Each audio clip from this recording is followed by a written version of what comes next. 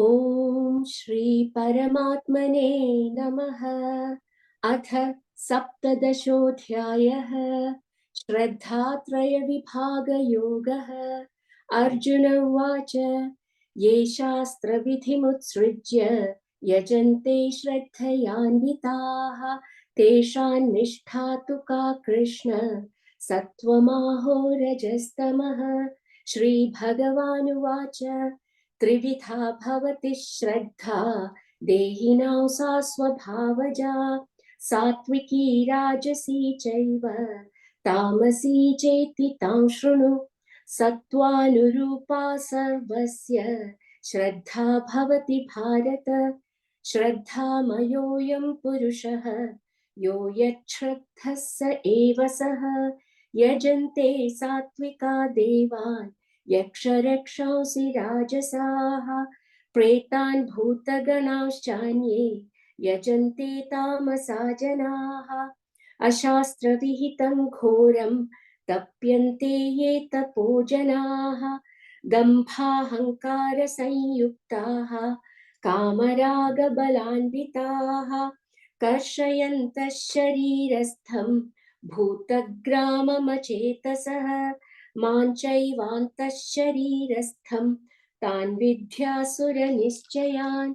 आहारस्त्वपि सर्वस्य त्रिविधो भवति प्रियः यज्ञस्तपस्तथा दानं तेषां भेदमिमं शृणु। आयुः सत्त्वबलारोग्यसुखप्रीतिविवर्धनाः रस्या स्निग्धा स्थिरा हृद्याहाराः सात्विकप्रियाः कट्वं ललवणात्युष्णतीक्ष्णरूक्षविदाहिनः आहारा राजसस्येष्टाः दुःखशोकामयप्रदाः यातयामङ्गतरसं पूतिपर्युषितं च यत् उच्छिष्टमपि चामेध्यं भोजनं तामसप्रियम् अफलाकाङ्क्षिभिर्यज्ञः विधिदृष्टो य युज्यते यष्टव्यमेवेति मनः समाधाय स सात्विकः अभिसन्धाय तु फलं दम्भार्थमपि चैव यत् युज्यते भरतश्रेष्ठ तज्ञो विद्धि राजसम्। विधिहीनमसृष्टानं मन्त्रहीनमदक्षिणं श्रद्धाविरहितं यज्ञं तामसं परिचक्षते। देवद्विजगुरुप्राज्ञपूजनं शौचमार्जवम् ब्रह्मचर्यमहिंसा च शारीरं तप उच्यते। अनुद्वेगकरं वाक्यं सत्यं प्रियहितं च यत् स्वाध्यायाभ्यसनं चैव वाङ्मयं तप उच्यते। मनः प्रसादः सौम्यत्वं मौनमात्मविनिग्रहः भावसंशुद्धिरित्येतत् तपो मानसमुच्यते। श्रद्धया परया तप्तं तपस्तत्त्रिविधं नरैः अफलाकाङ्क्षिभिर्युक्तैः सात्विकं परिचक्षते। सत्कारमानपूजार्थं तपोदम्भेन चैव यत् क्रियते तदिह प्रोक्तं राजसञ्चलमध्रुवम् मूढग्राहेणात्मनो यत् पीडया क्रियते तपः परस्योत्सादनार्थं वा तत्तामसमुदाहृतम्। दातव्यमिति यद्दानं दीयतेऽनुपकारिणे देशे काले च पात्रे च तद्दानं सात्विकं स्मृतम्। यत्तु प्रत्युपकारार्थं फलमुद्दिश्य वा पुनः दीयते च परिक्लिष्टं तद्दानं राजसंस्मृतम्। अदेशकाले यद्दानम् अपात्रेभ्यश्च दीयते असत्कृतमवज्ञातं तत्तामसमुदाहृतम्। ॐ तत्सदिति निर्देशः ब्रह्मणस्त्रिविधः स्मृतः ब्राह्मणास्तेन वेदाश्च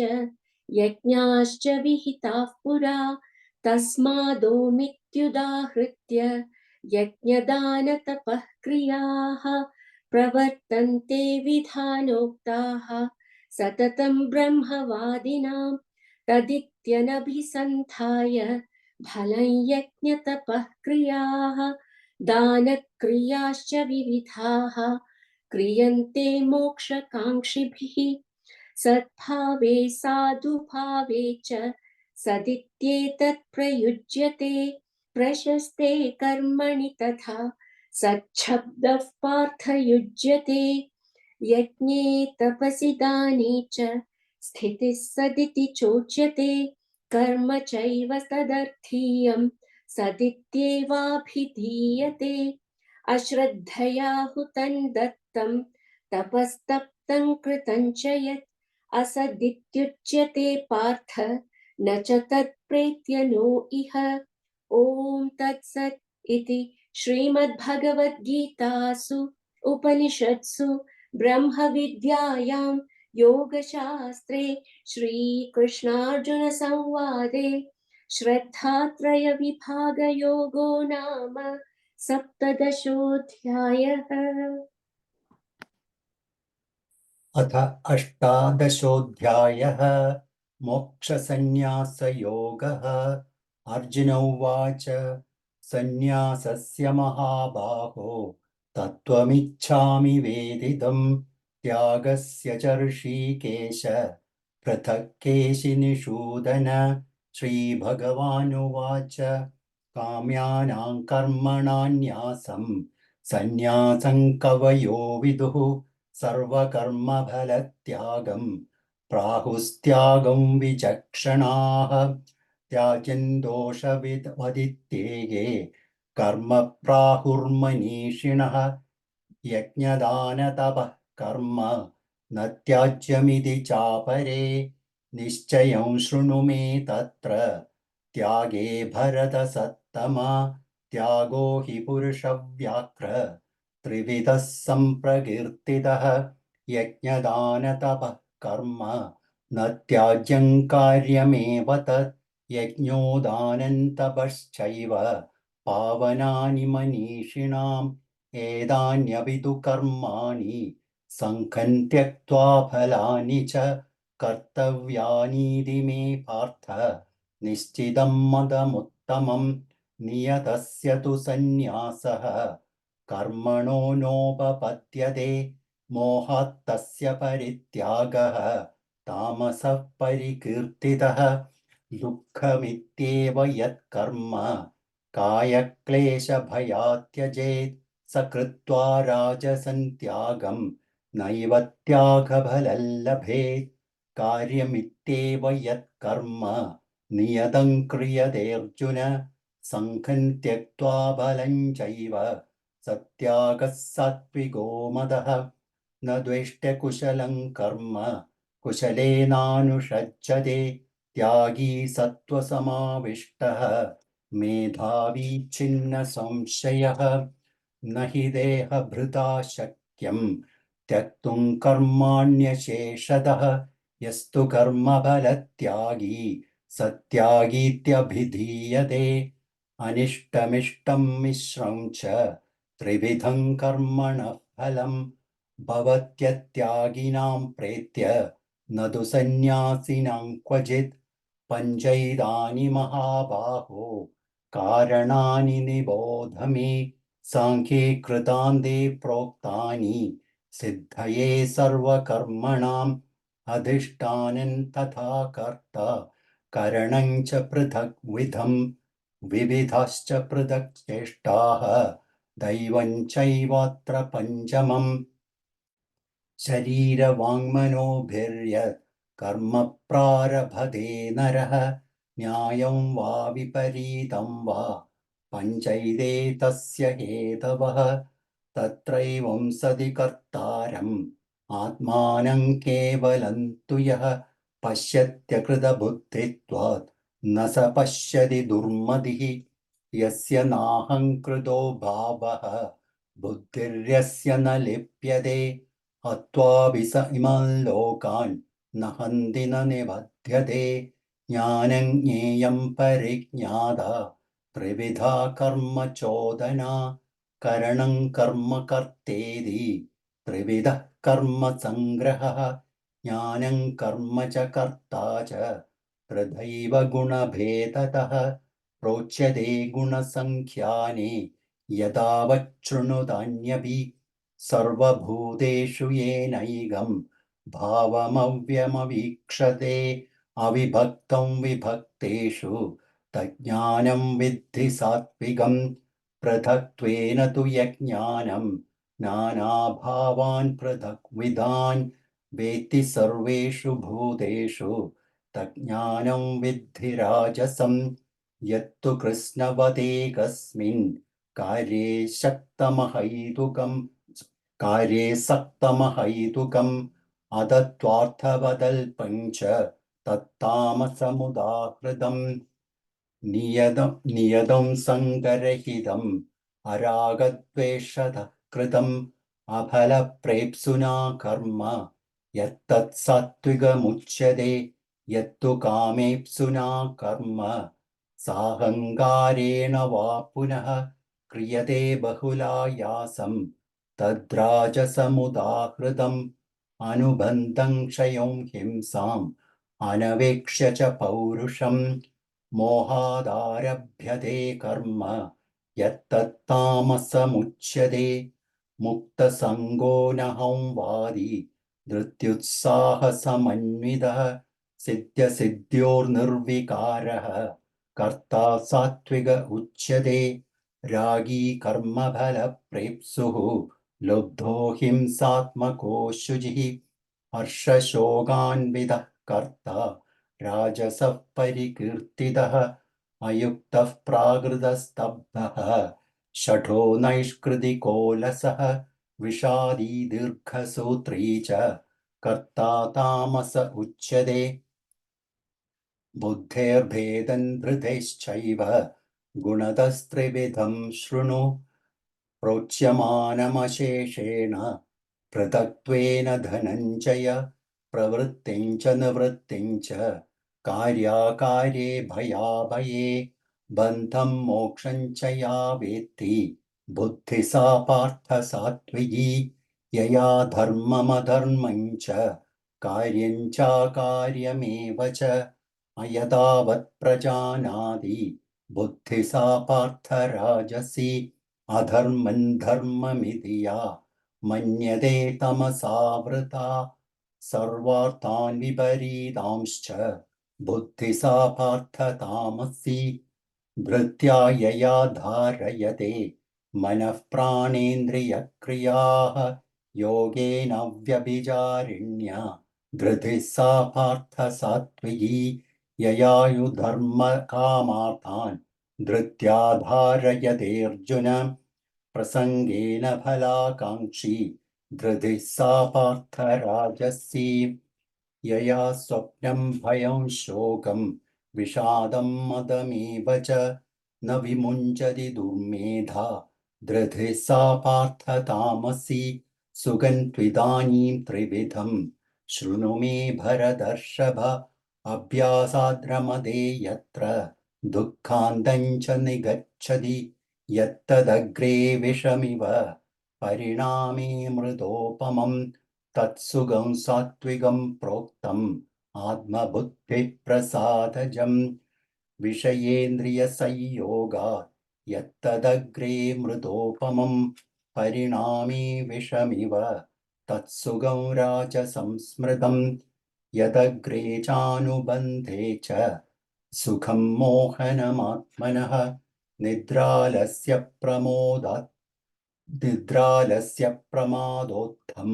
തത്താമസമുദാഹൃതം ന തദസ്തി പൃഥിവ്യാം വാ ദിവി ദേവേഷു വാ പുനഃ സത്വം പ്രകൃതിജൈർമുക്തം യഥേഭിः സ്യാത്രിഭിർഗുണൈः ബ്രാഹ്മണക്ഷത്രിയവിശാം ശൂദ്രാണാം ച പരന്തപ കർമാണി പ്രവിഭക്താനി സ്വഭാവപ്രഭവൈർഗുണൈः ശമോദമസ്തപഃ ശൗചം ക്ഷാന്തിരാർജവമേവ ച ജ്ഞാനം വിജ്ഞാനമാസ്തിക്യം ब्रह्मकर्मस्वभावजं शौर्यं तेजो धृतिर्दाक्ष्यं युद्धे चाप्यपलायनं दानमीश्वरभावश्च क्षात्रं कर्म स्वभावजं कृषिगौरक्ष्यवाणिज्यं वैश्यकर्म स्वभावजं परिचर्यात्मकं कर्म शूद्रस्यापि स्वभावजं स्वे स्वे कर्मण्यभिरतः संसिद्धिं लभते नरः स्वकर्मनिरतः सिद्धिं यथा विन्दति तच्छृणु यत प्रवृत्तिर्भूतानां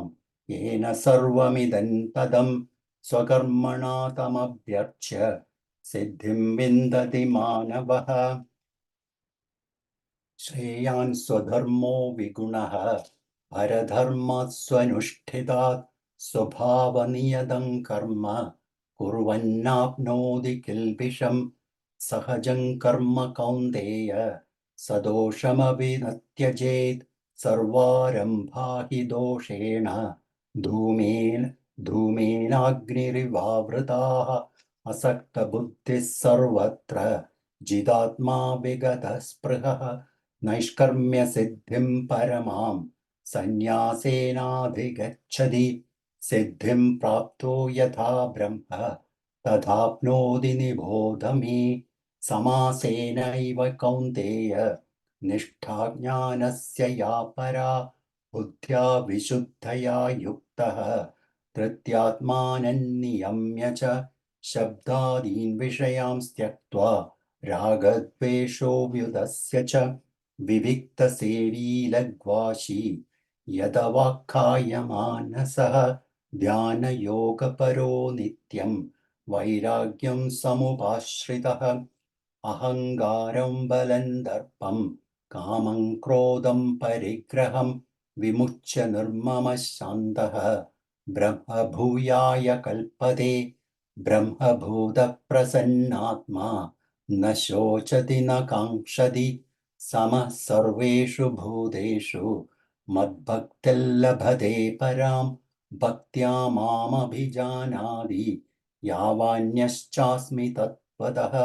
ततो मां तत्त्वतो ज्ञात्वा विशते तदनन्तरं सर्वकर्माण्यपि सदा कुर्वाणो मद्व्यपाश्रयः मत्प्रसादादवाप्नोति शाश्वतं पदमव्ययं चेतसा सर्वकर्माणि मयि सन्न्यस्य मत्परः बुद्धियोगमुपाश्रित्य मच्चित्तः सततं भव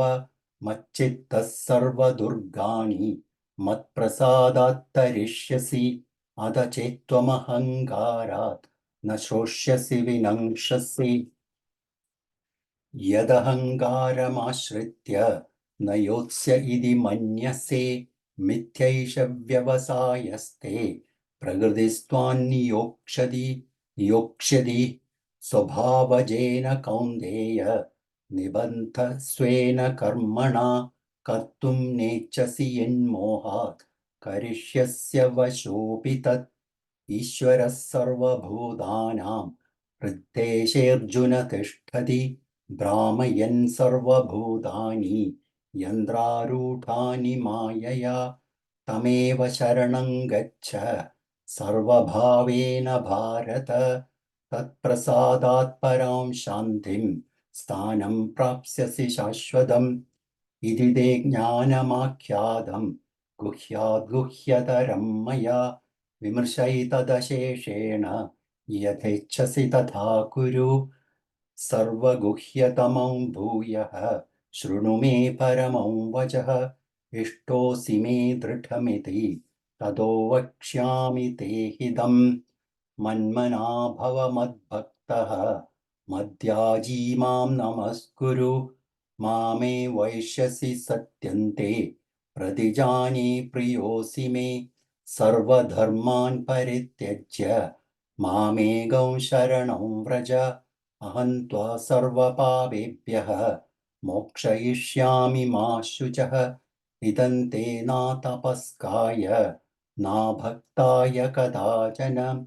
न चाशुश्रूषवे वाक्यं न च मय्योऽभ्यसूयति य इमं परमं गुह्यं मद्भक्तेष्वभिधास्यति भक्तिं मयि परां कृत्वा मामे वैशत्य संशयः न च तस्मान्मनुष्येषु कश्चिन्मे प्रियकृत्तमः भविदा न च मे तस्मात् अन्यः प्रियतरो भुवि अद्देश्यते च इमं धर्म्यं संवादं मावयोः ज्ञानयज्ञेन तेनाहम् इष्टस्यामिति मे मतिः श्रद्धावाननसूयश्च शृणुयादपि यो नरः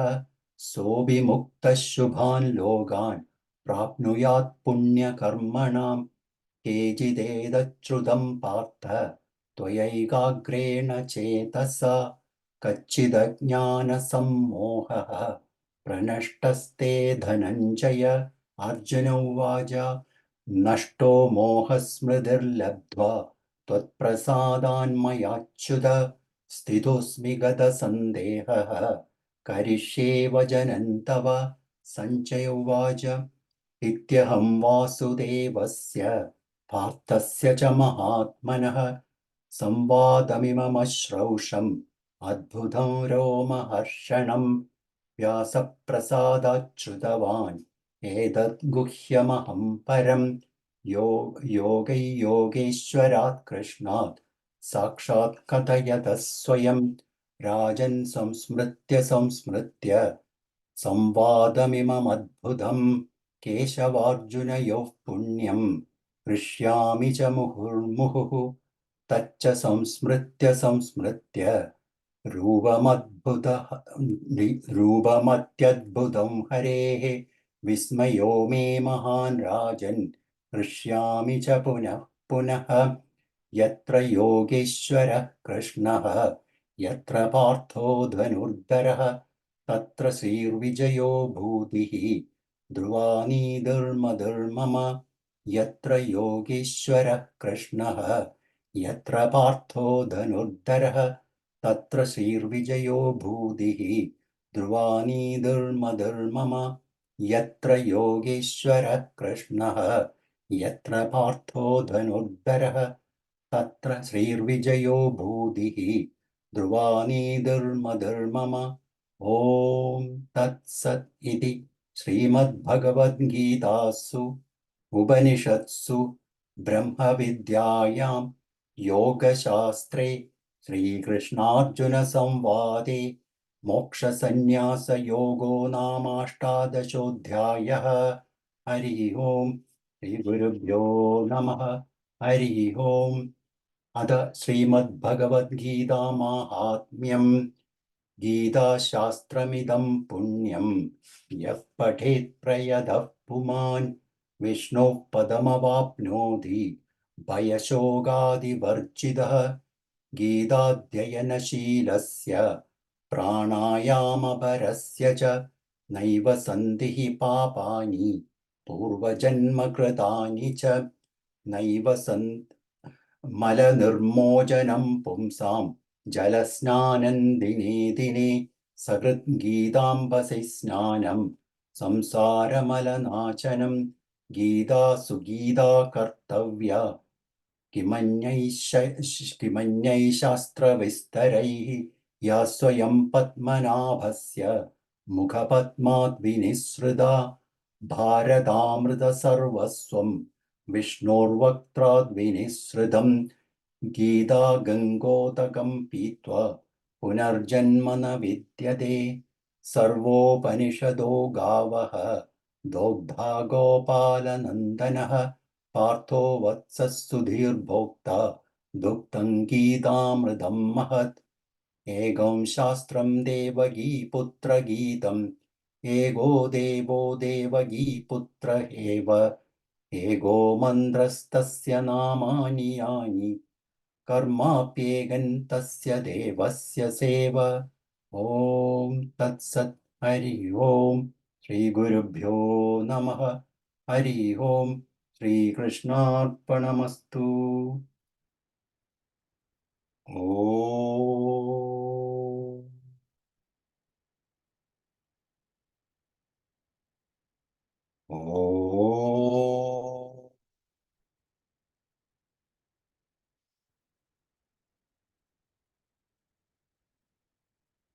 ॐ